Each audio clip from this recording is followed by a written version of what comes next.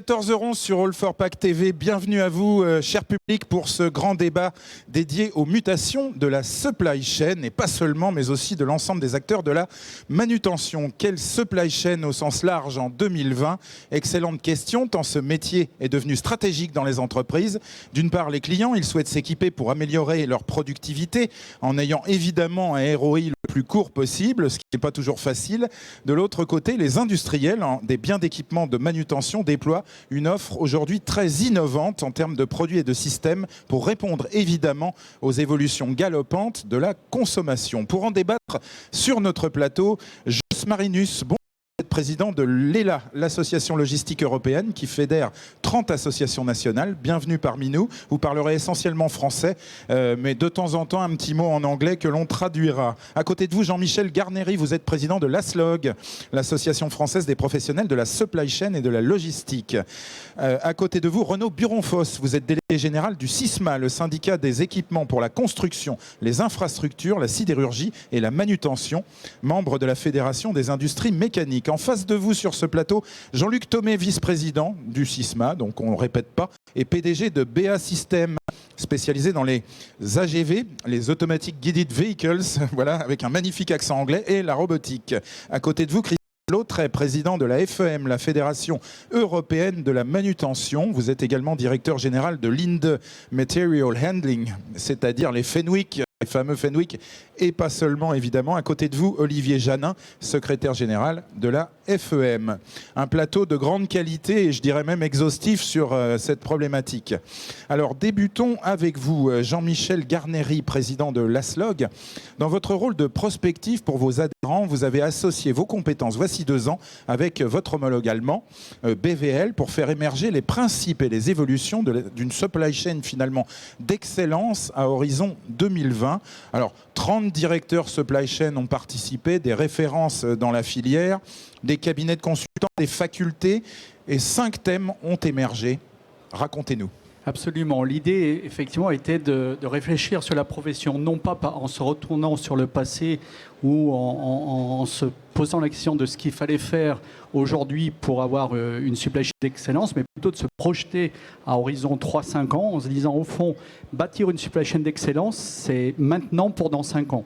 Donc l'idée était un petit peu de comprendre quelles étaient les grandes tendances sur lesquelles les entreprises devaient travailler. Et donc sont sorties 5 grandes tendances majeures.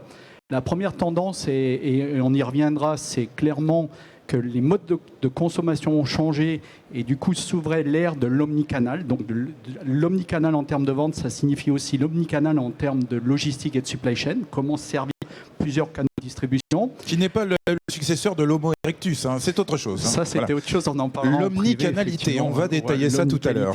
La deuxième tendance qui est sortie de ces analyses, c'est clairement l'incorporation des technologies digitales dans le commerce, donc également dans la supply chain, notamment pour travailler sur le domaine du forecasting, sur aussi donc de la prévision, mais également, je dirais, sur le pilotage des nouveaux robots, des systèmes avec l'industrie 4.0. La troisième tendance qui est sortie de ces analyses, c'est une tendance, on va dire, liée autour de l'humain. En fait, comme nous sommes dans une période de grande mutation, les entreprises elles-mêmes doivent faire évoluer leurs compétences à l'intérieur de leurs organisations. Donc on a des problématiques de formation, des problèmes de compréhension de vers quoi on doit former ses salariés, mais on a également aussi des problématiques d'incorporation de nouvelles fonctions, de nouveaux métiers pour pouvoir faire face à ces évolutions. La quatrième thématique, et non des moindres, est une problématique RSE. Donc clairement, à la fois les entreprises doivent s'orienter et orienter leur supply chain vers des supply chains propres et également faire en sorte que les salariés eux-mêmes soient dans des conditions de travail les plus optimum possibles et les plus sûres pour eux. Et enfin, la dernière... On imagine que c'est la formation... des êtres humains. La formation des êtres humains, mais c'est aussi, et Renaud en parlera mieux que moi, ce qu'on appelle la cobotique. Donc il vous parlera de ce grand thème tout à l'heure. Et enfin, la cinquième grande tendance, qui est clairement la tendance pour nous la plus importante, c'est l'agilité et la résilience. Comme nous ne savons pas de quoi sera fait le monde dans 3 ans ou dans 5 ans, tout ce que nous devons construire aujourd'hui pour notre 3 ans ou 5 ans, devra s'adapter à l'évolution du monde qui va très très vite, comme nous le savons tous. Et tout ça en une demi-heure, ça va être chaud pour nous. Hein. Renaud Buronfos, vos adhérents sont des spécialistes de la manutention, donc de l'intralogistique. Ils ont le vent en poupe du fait de ces profondes évolutions. Alors on parle en particulier de l'évolution des modes de consommation qui va être un peu notre point de départ. On va s'appuyer là-dessus parce qu'il faut toujours partir finalement du client final de la société. Est-ce que la bonne santé de vos professionnels vous donne une vision de l'avenir à travers tout ce que vous faites aujourd'hui et les services successful d'aujourd'hui? C'est effectivement un secteur qui est relativement dynamique depuis 2 ans, qui a peut-être pas, comme toutes les entreprises françaises, une visibilité à 2 ans, à 3 ans, mais en tout cas c'est un secteur qui effectivement est relativement dynamique parce que toutes les entreprises clientes ont besoin d'améliorer leur compétitivité, leur productivité, leur modularité, leur exemplarité, et donc c'est vrai que ça permet à un certain nombre de nos adhérents de développer des produits nouveaux. Quels sont les secteurs d'avenir pour vous? Alors les secteurs d'avenir, il y en a un qui est un petit peu évident, c'est le e-commerce. Oui. Donc je ne sais pas si c'est un secteur d'avenir, en tout cas c'est un secteur qui est très dynamique actuellement, du présent. Mais il va forcément guider finalement, voilà.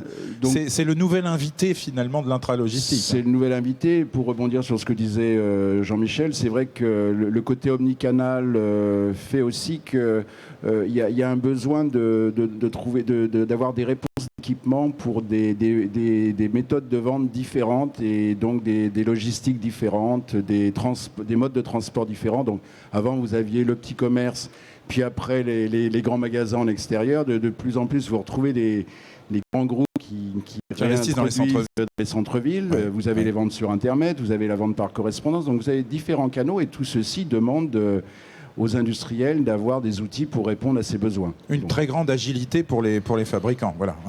Jos Marinus, vous avez un point de vue européen et c'est pour cela que vous êtes là. Est-ce que tout cela se diffuse de la même manière dans toute l'Europe? Bon, mes excuses pour ma langue. Mais vous êtes... Je suis belge. Et malheureusement pour vous et moi, du mauvais côté du pays. Et donc je suis néerlandophone. Écoutez, vous avez un gouvernement, donc tout ça va s'arranger. On est world champion de nombre de jours sans gouvernement. Mais juste après, il y a les Français, ne vous inquiétez pas. Et donc, on parlait de quoi? On a cité l'omnicanalité, le digital, l'agilité, l'humain, et puis avec la cobotique, et puis effectivement la RSE. Tout ça, c'est des problématiques européennes? Bien sûr. Bien sûr, pour commencer, et je m'arrête avec ça, l'e-commerce, ça c'est vraiment, pour l'instant, le part de marché du e-commerce en Europe globale, c'est 8% seulement. Mais déjà, le nombre de personnes qui ont déjà acheté par e-commerce, ça fait déjà 50%. Et donc, il y a une croissance exponentielle avec le e-commerce. Exponentielle. Exponentielle, ça c'est sûr. Comme et ça. donc, ma prévision, c'est que le monde de distribution, dans 10 ans, sera tout à fait différent que celui d'aujourd'hui, partout en Europe. Parce qu'il faut, comme vous dites, il faut s'adapter. Aujourd'hui, les magasins, ils font magasin, ils font encore e-commerce, ils font en même temps. Mais le futur, parce que quand on réfléchit au point de vue logistique, qu'est-ce qu'on fait aujourd'hui? On envoie dans des sites, dans les villes, des produits. Il y a des flux d'intro et on invente, et on fait tous, avec des camions, avec des bicyclettes, etc. Mais qu'est-ce qu'on fait? On entre des stocks dans les magasins et nous, les consommateurs, on va acheter et on sort. Donc il y a des flux intro, des flux sortis. Où on se fait livrer, où on commande à distance et on va chercher en magasin. Exactement. Tous les systèmes sont possibles aujourd'hui. Voilà. Pourquoi pas mettre un dépôt à l'extérieur des villes et construire des magasins où on a de chaque taille, de chaque couleur, de chaque robe, de chaque chaussure, une taille. On y va, on teste, on sent, parce qu'il faut, il faut toucher. On achète, on paye, mais on récupère après, on laisse livrer après. Ça, c'est le... Et après, il y a les retours. Hein, voilà. Et voilà. Gestion des retours. Voilà. Renaud Buronfos, il faut des machines qui sont des moutons à 5 pattes aujourd'hui. Non, pas nécessairement, mais c'est vrai que le consommateur, il a beaucoup évolué, donc il faut la machine qui correspond à son besoin. Donc c'est vrai qu'on a vu des robots, je dirais, qui permettent maintenant de faire des palettes spécifiques. Enfin, si on prend un exemple, avant vous aviez, bon, on revient à la même question, les entrants, je ne sais pas, sans citer de marque, des canettes d'une boisson donnée, des packs différents, et puis ça venait comme ça et ça repartait de la même manière. Aujourd'hui, il faut que ça reparte pour le magasin avec 2 canettes, 3 packs, 2 bouteilles d'eau. Donc il faut effectivement... Et tout ça dans une même palette, optimisée, parce que le vide, ça coûte très cher. Voilà. Donc il faut des outils pour pouvoir préparer cette palette, ne plus le faire manuellement. Donc c'est vrai que ça développe des nouveaux produits. Alors justement, Jean-Luc Thomé, vos clients ne sont pas les clients finaux, on est d'accord, puisque vous fabriquez des systèmes automatisés, ce sont les logisticiens, ce sont les gens de la supply chain. En quoi cette évolution profonde vous impacte ? Donc, des clients de la supply chain ou des sites de production. Parce que vous êtes au-dessus de la brique que l'on vient de décrire finalement. Oui, donc deux niveaux de réponse. Au niveau des adhérents du SISMA, ce que l'on voit, c'est le développement de nouveaux produits qui vont s'adapter à ces besoins, à cette flexibilité. Donc vraiment avec une R&D et des innovations qui amènent tous ces adhérents à penser des nouveaux produits beaucoup plus faciles de mettre à mise en œuvre et beaucoup plus flexibles. Ouais. Ensuite, l'impact concernant ma société, donc EBA System, hein. Voilà, va plutôt concerner des aspects liés à des plateformes de distribution.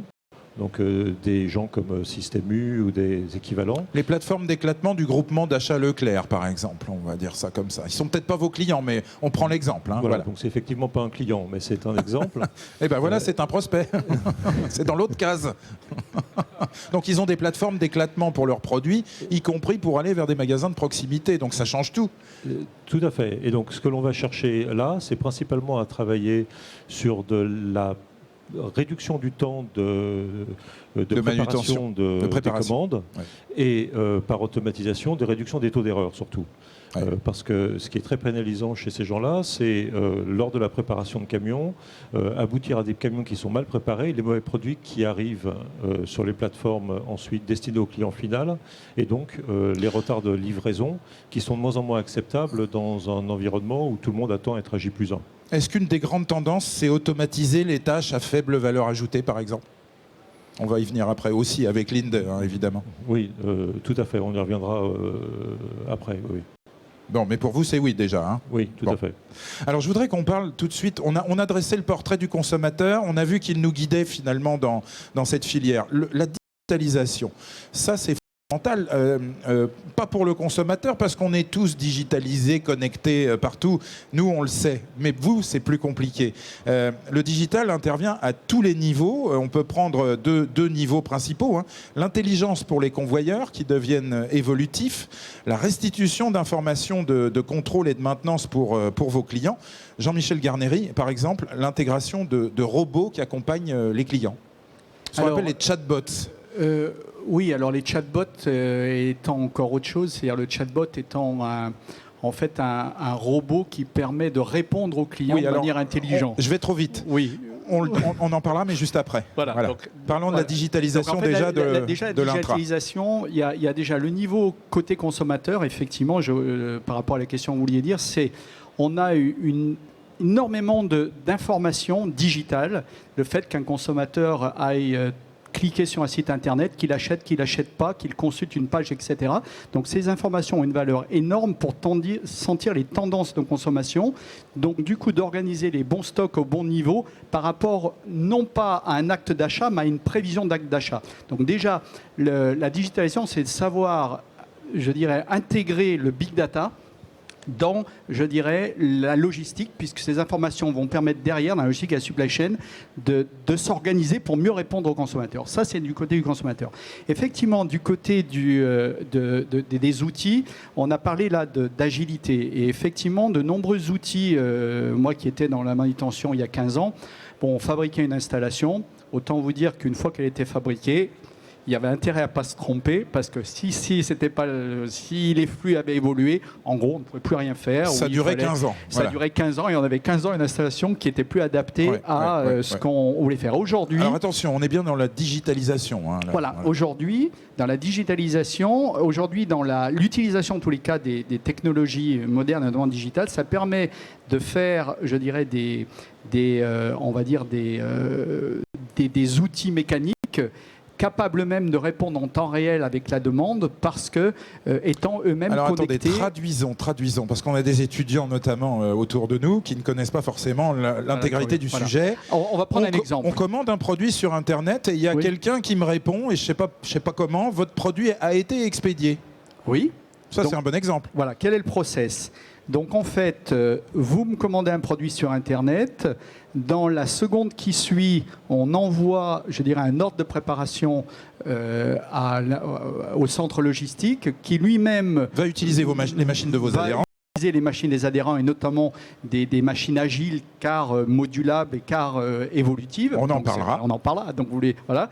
Et derrière, donc quelques minutes plus tard, l'information va remonter jusqu'au client pour lui dire ça y est, la commande est prise en compte, elle a été préparée, elle est mise dans tel carton. Et ça, c'est la machine qui a donné l'information. C'est le système d'information au-dessus des machines qui pilote, je dirais, le système de préparation de commandes digitales, et qui est relié avec les systèmes mécanisés ou humains de l'entrepôt. Donc c'est bien. Alors effectivement, donc les machines sont pourvues de cartes électroniques qui permettent de donner l'information en temps réel finalement. Alors soit elles sont pourvues de cartes électroniques, soit elles ont des systèmes de pilotage au-dessus de ces machines. Ça, il y a différentes manières en tous les cas d'interfacer les machines. Mais on comprend très bien comment la digitalisation irrigue finalement vos fabricants. En fait, elle permet d'apporter des solutions beaucoup plus temps réel que les solutions qu'on avait précédemment. Christophe Lautret, donc vous êtes président de la FEM et vous êtes directeur général de Linde Material Handling. Donc ça, ce sont les chariots élévateurs Fenwick en particulier. Entre autres Fenwick, oui. Il faut... Comment, pardon? Entre autres Fenwick. Entre autres Fenwick, voilà. Mais je les cite parce que je les connais. Bon, voilà. Donc... qui ne connaît pas, effectivement, c'est le Coca-Cola, finalement, de la manutention. Bon, voilà. Il faut aller plus vite aussi pour préparer les fameuses commandes dont on parlait à l'instant. Et pour ça, il faut automatiser certaines tâches. Et il faut donner de l'information. Il faut aller plus vite, il faut donner de l'information. Donc on parlait de la digitalisation. Donc pour nous, c'est très concret la digitalisation. Il y a au moins 3 domaines dans lesquels elle intervient dans les chariots, mais pas seulement, dans d'autres domaines. Il y a d'abord l'aide, l'assistance à la personne. Parce que avant de parler d'automatisation, il y a quand même beaucoup de gens qui conduisent des chariots. Et ces gens-là, ils resteront. Donc il faut les aider. Donc il y a de plus en plus de systèmes qui permettent de leur faciliter la tâche d'un point de vue sécurité, d'éviter qu'ils soulèvent des charges qu'ils n'ont pas le droit de soulever, de calculer des centres de gravité, d'éviter des basculements de chariots. Donc il y a toute l'assistance à la conduite. Déjà, ça c'est un premier thème. Déjà, quand on évite les accidents, on va plus vite déjà. Voilà. Donc déjà, avant d'aller plus vite, il faut aller en sécurité. C'est un des premiers thèmes de la digitalisation. Bon, le deuxième thème, vous l'avez cité, c'est l'automatisation. Donc ça, c'est clair. De plus en plus de clients sont demandeurs de systèmes plus ou moins automatisés. Et puis le troisième thème, c'est effectivement l'échange de données. Donc c'est l'échange de données pour piloter des chariots. Donc on va piloter des chariots, on va aussi piloter des caristes. C'est-à-dire qu'on leur dit de plus en plus de manière automatique quelles charges ils doivent prendre, où ils doivent aller, etc. Mais c'est aussi échanger des informations sur la machine elle-même, sur la sécurité de la machine. Donc c'est toute la télématique, en fait, appliquée à la machine. Donc pour moi, c'est le troisième enjeu de la digitalisation. Il y a vraiment ces 3 aspects-là. Donc il y a d'abord l'assistance à la conduite, ensuite l'automatisation, la robotisation, et puis après tous les échanges de données entre la machine et l'environnement. Olivier Janin, on va vous donner un petit peu la parole. Donc, vous êtes secrétaire général de la FEM. Vous pouvez nous donner des tendances européennes aussi sur cette fameuse digitalisation, non seulement concerne tout le monde, mais vous avez pour mission d'accompagner vos adhérents. Oui, effectivement, la digitalisation, c'est un sujet qui touche toute la mécanique en général, la manutention, mais toutes les industries mécaniques aujourd'hui sont digitalisées. Et ça, c'est un sujet qui, du coup, affecte toute l'Europe, pas seulement la France. Et au niveau de la FEM, on regarde ce que fait un peu l'Union européenne sur le sujet. L'Union européenne souhaite accompagner au maximum les entreprises parce qu'elles se rendent compte que c'est un élément de compétitivité important. Bien sûr. Surtout pour les entreprises entreprises européennes par rapport à d'autres régions du monde. Et c'est un domaine aussi où les entreprises européennes sont très développées. Donc ce qu'il faut essayer de faire, c'est de ne pas leur mettre des obstacles, mais au contraire essayer d'accompagner ce développement pour qu'elles puissent être compétitives sur le marché européen ou pour qu'elles gardent leur leadership, mais aussi sur les marchés à l'étranger. Alors l'Union européenne a adopté une stratégie en la matière pour essayer de mettre en œuvre un marché unique digital, donc notamment en s'attaquant à des thèmes tels que la cybersécurité, la propriété des données, l'accès aux données, puisque la donnée, le data, c'est maintenant la mine d'or. Bien sûr, ça concerne absolument tout le monde et toutes les filières. Et il y a un certain nombre de problématiques qui sont liées à ces données, puisque il va y avoir, si vous prenez un fabricant par exemple de chariot élévateur, il va pouvoir voir comment son chariot élévateur se comporte chez son client, et donc ça va donner comme de nouvelles problématiques. Ah oui, c'est ça. Jusqu'où va-t-on dans la propriété de l'information, par exemple, et dans l'exploitation ? Qu'est-ce qu'il peut prendre comme données, qu'est-ce qu'il peut réutiliser, puisque c'est utile. Ça permet aussi aux fabricants de développer de nouveaux services, c'est plus des produits, c'est des services. Ça permet d'optimiser la supply chain chez le fabricant. Ça permet aussi de capter des informations qui vont être retranscrites jusqu'au consommateur final, mais on n'a pas forcément le droit de tout exploiter. Ça permet aux fabricants aussi de pouvoir orienter sa R&D en fonction de ce qu'il va recueillir comme information. Tout à fait. Alors, je voudrais justement qu'on reste lié avec ces données, avec ce consommateur. Parce qu'aujourd'hui, les données nous disent que tout va très vite, finalement. Agilité et résilience. Renaud Buronfos, vous en avez parlé en premier. Qu'est-ce que c'est des systèmes ? Oui, écoutez, on n'est pas obligé de suivre l'ordre précis des choses. L'agilité, c'est la rapidité de réponse face aux besoins. Jean-Michel Garnéry nous disait tout à l'heure, 15 ans, avant c'était 15 ans. Aujourd'hui, c'est combien de temps ? C'est 3 ans, 4 ans la durée de vie d'un système ? Non, vous changez votre portable en permanence tous les 6 mois. Oui. Donc non, la résilience, l'agilité, c'est effectivement que le monde évolue très vite. Le monde, les gens, les techniques. Et donc... l'idée de résilience ou d'agilité, ça veut dire quoi c'est d'être capable de s'adapter au monde qui évolue. Alors par exemple, sur des machines de logistique, ça veut dire quoi ? Christophe en a parlé un petit peu, le chariot avant, il y avait un monsieur qui conduisait son chariot et puis voilà, on était content. Et puis à l'autre bout, il y a Jean-Luc qui nous met un chariot complètement automatisé, donc là il n'y a même plus de conducteur. Il y a peut-être quelque chose entre les deux.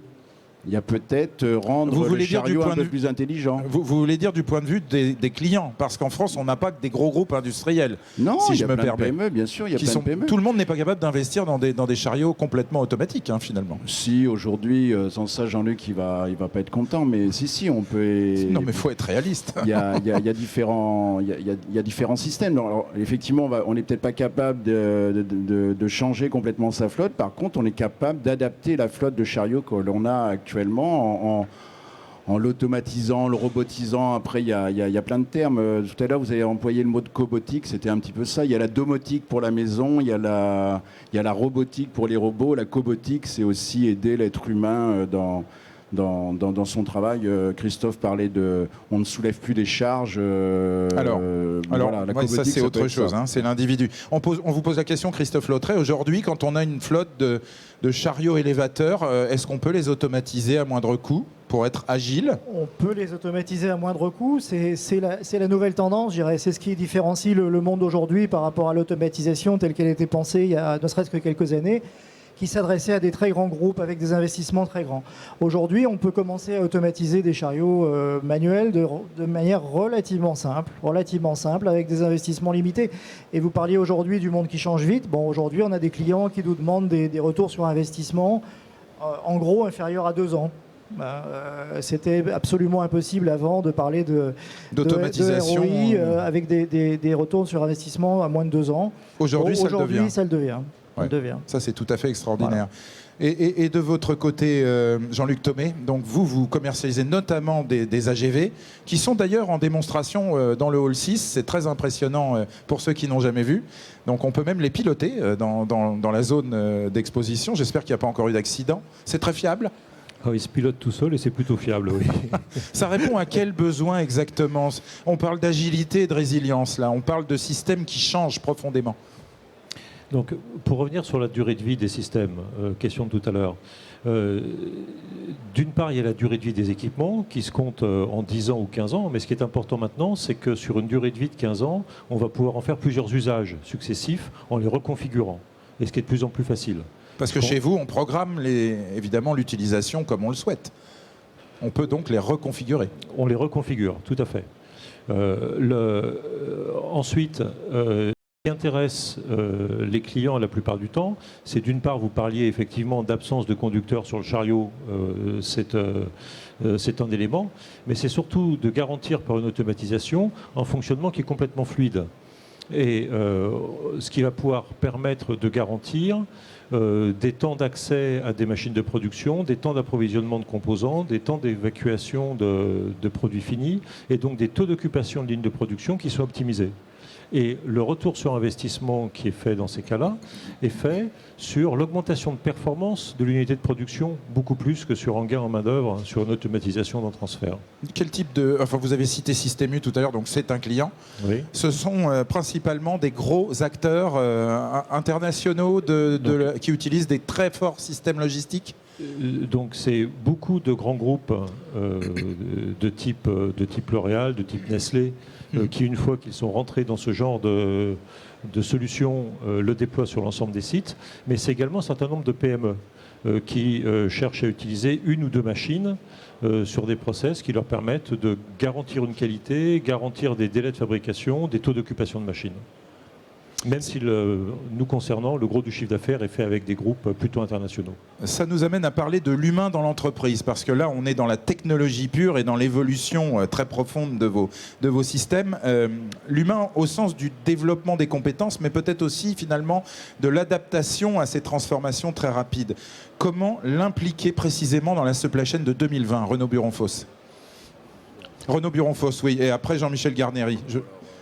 Alors, comment impliquer l'homme Alors, effectivement, c'est une bonne question parce qu'elle a été un petit peu abordée en disant est-ce que l'AGV supprime la personne? En fait, c'est un peu ce qu'on pense en sous-jacent. C'est ce qu'on pourrait penser. Donc, en fait, l'idée, c'est effectivement d'aider l'humain à avoir des tâches plus intéressantes, moins répétitives, de développer l'ergonomie. Donc, c'est vrai que le développement de produits ne supprime pas obligatoirement et loin s'en faut l'être humain, mais par contre il renforce, je dirais, son autonomie et plus il le qualifie. On va effectivement plutôt diminuer les tâches ingrates. Oui.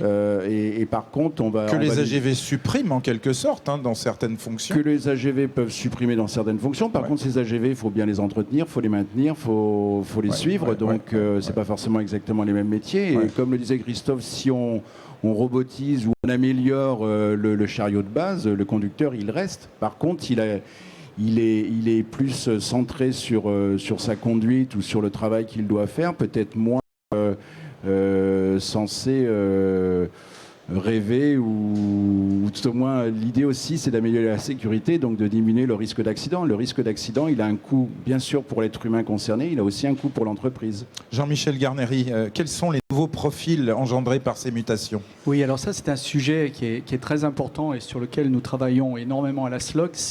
On voit que le monde de la logistique, de la supply chain s'est vraiment transformé. On a parlé d'automatisation, de robotisation, on a parlé de big data, on a parlé de clients qui demandent des choses nouvelles. Et donc, en fait, de nombreux nouveaux métiers sont nécessaires dans l'univers de la logistique et de la supply chain. Et donc, on va parler de métiers déjà pour pouvoir piloter ces installations de chariots automatiques, ces installations de systèmes automatisés. Quel type de profil ingénieur? Là, on a vraiment besoin aujourd'hui d'incorporer énormément d'ingénieurs, à la fois pour, je dirais, en fait, le centre logistique est devenu en fait une unité de production. Et comme c'est devenu une unité de production, on a besoin maintenant d'avoir toutes les composantes qu'on trouve dans une unité de production. C'est vrai pour prévoir une production, c'est vrai pour gérer une production, c'est vrai aussi pour gérer des équipements de production. Concrètement, on a vraiment aujourd'hui la SLOG, on est en relation avec la plupart des grandes écoles d'ingénieurs pour, je dirais, expliquer aux étudiants que la logistique, ce n'est pas juste un lieu où on transporte des charges, je dirais, avec des transpalettes, mais c'est devenu des vraies usines. Ouais. Donc, ça fait partie de ces métiers, finalement, à faible valeur ajoutée, les transports de palettes, dont on ne regrette pas finalement qu'ils se réduisent. En revanche, derrière, alors moi je voulais parler de la maintenance préventive aussi, parce que ça, ce n'est pas forcément des profils extrêmement qualifiés, mais ce sont des profils très opérationnels. Alors, c'est clair que à la fois, on a besoin de ces ingénieurs, de ces nouveaux profils, mais il faut aussi penser à ceux qui sont déjà présents depuis 5 ans, 10 ans, 15 ans. Il faut les faire évoluer. On peut les faire évoluer justement vers la maintenance préventive, vers la planification des opérations. Donc, clairement, on voit qu'aujourd'hui, les enjeux humains des entreprises, comme je le disais précédemment, c'est à la fois un enjeu de déplacement des compétences. De faire évoluer les compétences, je dirais, présentes, vers et d'ailleurs, c'est assez excitant, parce qu'au fond, un préparateur de commandes qui faisait son métier pendant 20 ans, aujourd'hui, il peut aspirer à faire 3 ou 4 métiers je dirais, dans sa carrière, ne serait-ce que dans son centre logistique. Et puis derrière, comme je le disais, c'est incorporer ces nouvelles compétences pour tirer le métier vers le haut, vers l'évolution, je dirais, du monde que nous sommes en train de connaître. Jos Marinus, qu'est-ce qu'on peut dire au niveau européen sur les emplois justement dans la logistique, la supply chain? Est-ce qu'on manque de profils? Oui, bien sûr. Et je voudrais ajouter, donc tout à fait d'accord avec toi. Il manque aujourd'hui des profils partout en Europe, et non seulement des chauffeurs, mais pas des caristes, mais pas mal d'autres profils aussi. En plus, et ça je suis tout à fait d'accord avec toi, quand moi j'étais petit, tous ceux qui ne pouvaient pas suivre dans l'usine, on le mettait dans l'entrepôt. C'était un peu, oui, c'était la cave, quelque part. Voilà, or qu'aujourd'hui, c'est terminé. C'est devenu central, la supply chain. Exactement. Pourquoi? Parce qu'on s'est réalisé que la supply chain, la logistique, peut créer de la valeur pour la société. Donc, les profils, ils changent. Et, bon, comme vous dites, des ingénieurs, on a aussi besoin des gestionnaires. Parce que il faut en interne se vendre. Il faut travailler ensemble avec les fournisseurs, avec les clients, mettre en route des projets. Et donc là, il faut vraiment des profils de haute qualité. Et en plus, il faut souligner quelque chose, parce que je ne voudrais pas qu'on donne l'impression d'être des capitalistes là qui manipulons le système et qui automatisons tout. Christophe Lautret, ce secteur, celui de la logistique, est créateur d'emplois nets. Il est créateur d'emplois nets. Il a dans nos métiers, on a des croissances à plus de 2 chiffres déjà au niveau européen. Alors c'est à 3 chiffres. Donc, je plaisante. Voilà, plus de 10%. Plus de 10%. Dans des économies qui sont à des taux de croissance de 1-2%, bon, c'est déjà très spectaculaire. Donc on est un secteur très dynamique d'une part. Et puis d'autre part, sur l'emploi, il y a un chiffre qu'on cite tout le temps. Alors je sais bien que ça agace certains, mais il y a 160 000 robots industriels en service en Allemagne, il y en a 40 000 en France. Et je ne rappellerai pas les taux de chômage respectifs de l'Allemagne et de la France, mais enfin il y en a un qui est à 10% et l'autre à 5%. Donc 4 fois plus de robots industriels en service dans un pays qui a la moitié du chômage. Donc effectivement, ce qu'on disait, c'est un bon avocat. Voilà, c'est-à-dire qu'on ne détruit pas de l'emploi, on transforme des emplois, c'est clair, on les rend moins pénibles. Et effectivement, on crée toute une nouvelle économie autour de ces chariots automatiques. Créateurs d'emplois nets, c'est très important à souligner. Puisqu'il faut effectivement des gens qui les maintiennent, mais aussi des gens qui les conçoivent. Donc beaucoup de monde à la conception, beaucoup d'ingénieurs de soft. Une grosse différence aussi par rapport à avant, c'est que tout le monde pense que quand on fait du soft, on va chez Google. En fait, on peut faire du soft et aller dans les métiers de la manutention aujourd'hui ou de la logistique. Et ça, c'est très très nouveau parce que les jeunes générations qui sortent de l'université, bon, évidemment, sont tous obsédés par les majors américaines. En fait, on peut très bien être un très bon ingénieur soft aujourd'hui et arriver dans un métier de la supply chain, ce qui est tout à fait nouveau. Et c'est très amusant parce que ce qu'on fait dans nos métiers, on fabrique des engins automatisés, mais on a des laboratoires de recherche où il y a des drones, où il y a des trucs qui se baladent dans les entrepôts, qui volent, qui roulent. Enfin, il y a des choses qui sont extrêmement ludiques. Donc ça peut intéresser des jeunes aujourd'hui qui finalement, parce que tout le monde n'a pas forcément envie d'aller chez Google ou Apple. Bon, voilà une bonne nouvelle, d'autant plus qu'on a énormément d'emplois en France aussi sur ce secteur. On va terminer par Je peux simplement insister sur 2 points. Jean-Luc Thomé. Le premier aspect, c'est qu'avec cette automatisation, robotisation, on rend l'industrie compétitive. Et c'est tout à fait l'exemple de l'Allemagne. Ouais. Donc il faut vraiment le vivre et le comprendre comme étant un moyen de rendre notre industrie compétitive. Et aujourd'hui, je pense qu'on est un certain nombre enfin convaincus que s'il n'y a pas d'industrie, il n'y a pas de service qui sera derrière l'industrie. Donc il faut vraiment rebooster cette industrie. Et ensuite, pour revenir sur le deuxième point, à titre d'exemple, dans mon entreprise, un tiers du personnel est informaticien. Donc on est dans la manutention. Incroyable. Un tiers de l'effectif sont des informaticiens. Ouais. Alors je voudrais qu'on termine par justement les opérateurs dans les entrepôts, parce qu'il en reste, et il en reste beaucoup. La RSE, la responsabilité sociétale des entreprises, elle peut paraître complexe à valoriser finalement dans vos métiers, mais Jean-Michel Garnéry, l'ergonomie du poste de travail est devenue quelque chose de très important. Vous êtes scruté par tout le monde. Alors déjà, sur ce sujet-là, ce qu'il faut être clair, c'est... Et on va essayer d'être rapide sur ces derniers sujets. Si par le passé, on pouvait écrire de belles valeurs RSE sur des rapports annuels et pas les appliquer, on est aujourd'hui dans un monde où, quand on ne les applique pas, tout le monde le sait, puisqu'il est très facile par les réseaux sociaux, je dirais, d'être dévoilé dans ces manières de travailler. Donc aujourd'hui, ce qui est très important, c'est d'appliquer les valeurs qu'on émet, que ce soit des valeurs d'écologie, des valeurs de prendre soin de ses salariés. Donc, alors attendez, il y a un mot là, exosquelette. Qu'est-ce que c'est ça ? Les exosquelettes. Alors est-ce que je passe la parole à mon ami on va passer la parole à Renaud Buronfos peut-être juste après là-dessus. Alors, je te laisse en parler. Ouais, parce qu'on a l'impression que c'est de la science-fiction pour des jeux électroniques, mais non, ça rentre dans la supply chain. Non, mais en fait, c'est très simple. On a la chance en France d'avoir beaucoup de lois. On a la loi pénibilité, voilà, pour ne pas la citer. Donc, il faut à tout prix aider l'être humain à rendre son travail moins pénible. Bon, pour rendre son travail moins pénible, ça veut dire il faut éviter de soulever des charges trop importantes, par exemple. Éviter de soulever des charges trop importantes. Bon, il y a une entreprise connue en France, j'avais la cité, qui s'appelle Colas, qui a développé des exosquelettes pour aider les personnes qui ont des marteaux-piqueurs sur le bord de la route, pour ne plus avoir à porter toute la journée le marteau-piqueur, mais uniquement à se servir de la fonction marteau-piqueur.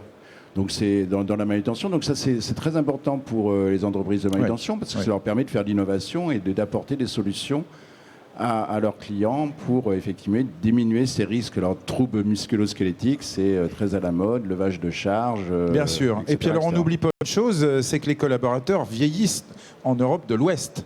Donc on a un âge moyen qui d'un côté augmente et de l'autre qui se rajeunit sur les nouveaux profils. Je vous pose la question, Christophe Lautrey, parce qu'on est obligé dans la manutention d'aujourd'hui de calibrer les charges.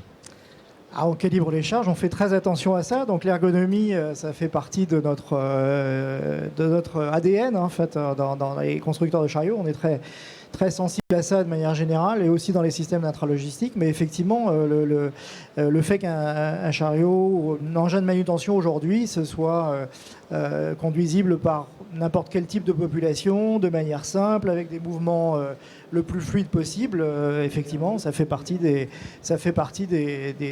impératifs d'aujourd'hui, clairement. Ouais.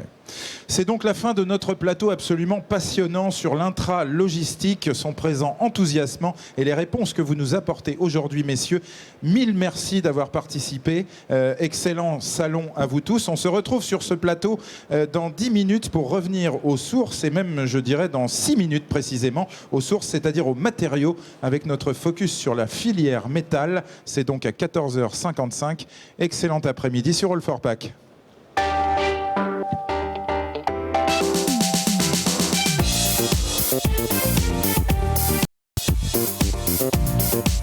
Thank you.